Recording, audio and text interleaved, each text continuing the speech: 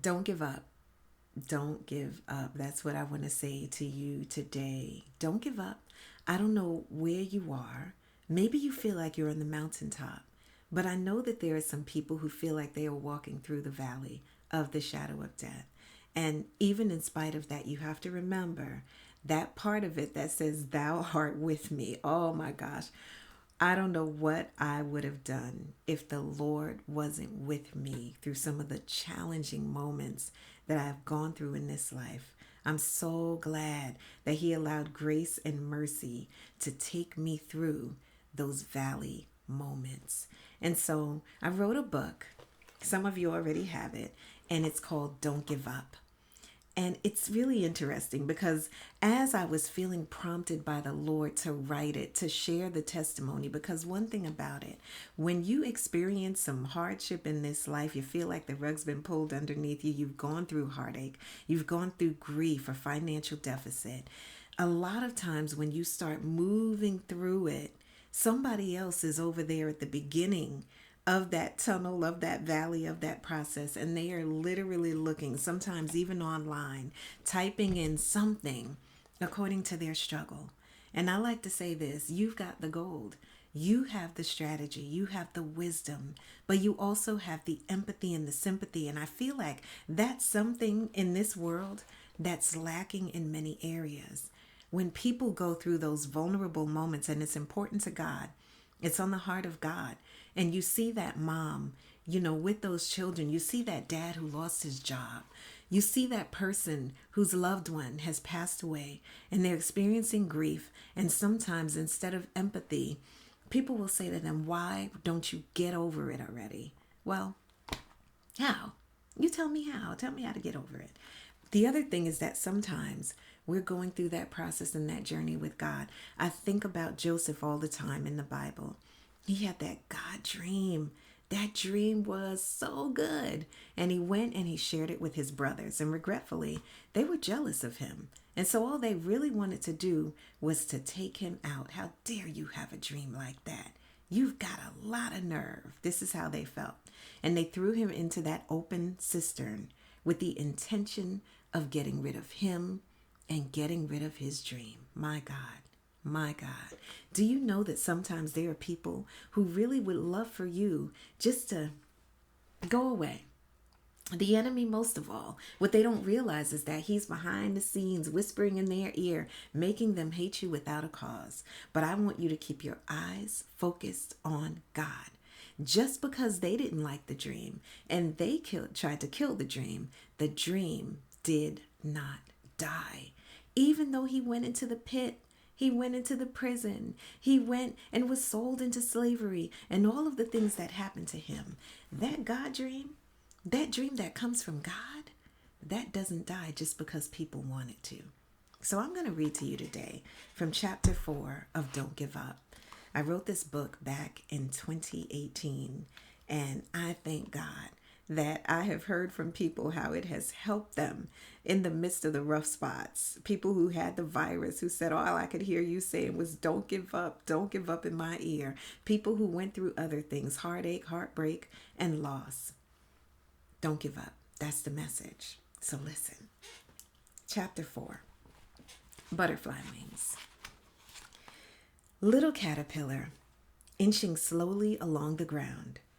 I wonder if you know, one day you will fly, effortlessly, beautifully, carefully, without restriction. Flutter, flutter through the air, no more below or beneath, no longer frowned on, poked at, or looked at in disgust. Go through, little caterpillar. Your process will one day change your name. If you are reading this page, there is a strong possibility you are in the midst of or have experienced a time in your life when you felt like throwing in the towel, forgetting about everything, and just plain old giving up. Truthfully, giving up seems easy when you feel like there is no reason to live. During difficult moments, it is hard to stand.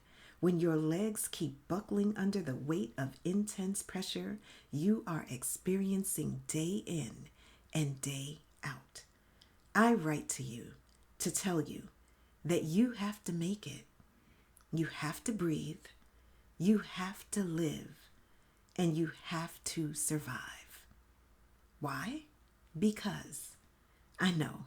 What kind of response is that? Because? Yet I have a reason for saying this.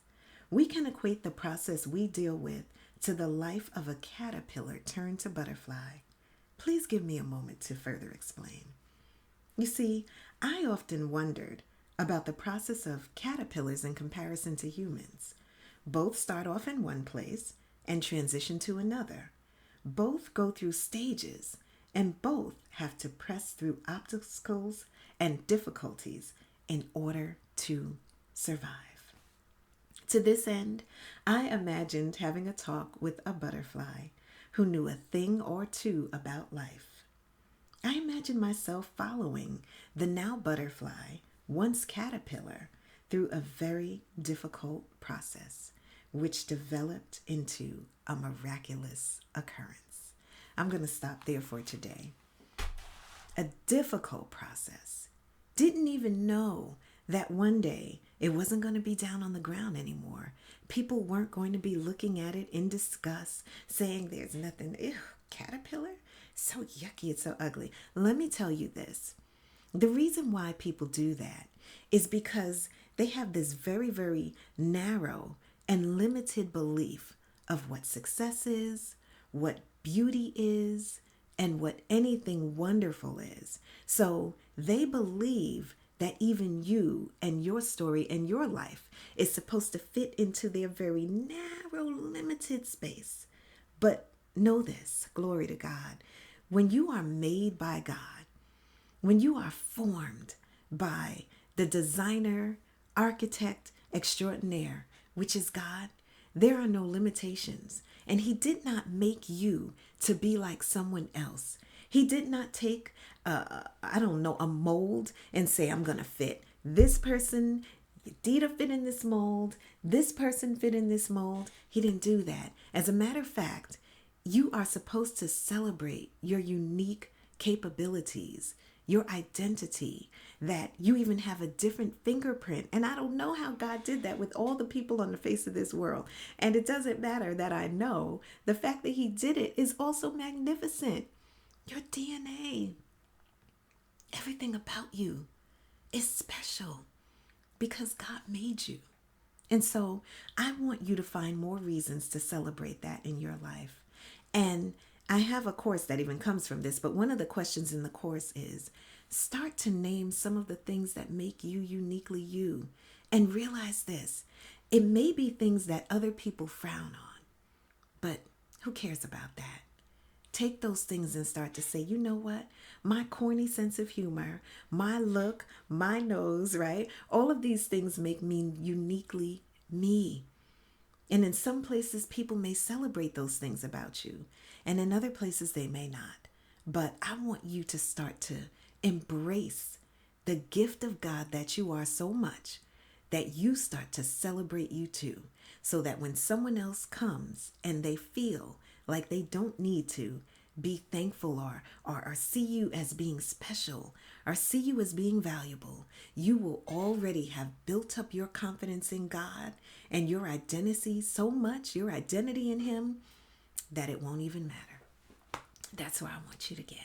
All right, so that's where we stop today. Keep going. Come back next time, because guess what? You and I, we're going to turn the page. I'll talk to you soon.